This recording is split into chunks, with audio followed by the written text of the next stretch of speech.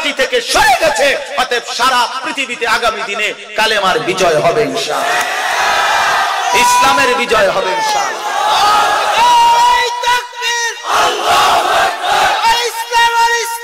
অতএব নওজোয়ান মনে রাখো, আগামীর পৃথিবীতে ইনশাআল্লাহ ইসলামের পতাকা উড়বে, সারা পৃথিবীতে কালেমার পতাকা উড়বে, ইসলামের হেলাল নিশানা উড়বে। সারা পৃথিবীর মধ্যে মানুষ আল্লাহর দ্বীনের দিকে ঝুঁকছে।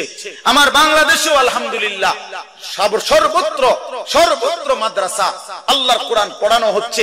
একটা কুলি দিন মজুরও স্বপ্ন দেখে তার বাচ্চাটা আল্লাহর কোরআনের হাফেজ হবে।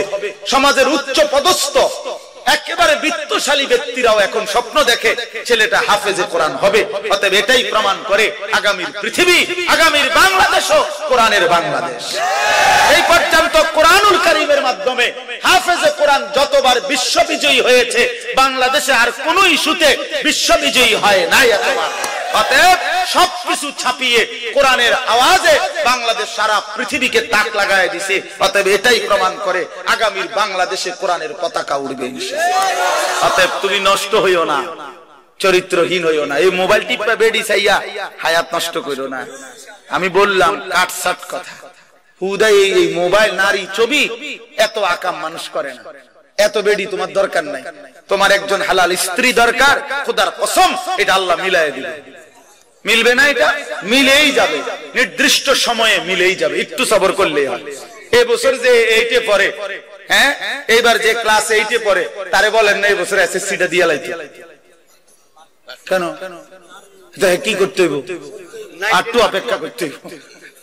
এই বছর যে এসএসসি পড়ে তারে কন্যা অনার্স 4th ইয়ারটা দিয়ে লাইতে, এই বছর দিয়ে লাও। কেমনি দিবে? হে অপেক্ষা করতে হবে না, একটু সবর করতে হবে না?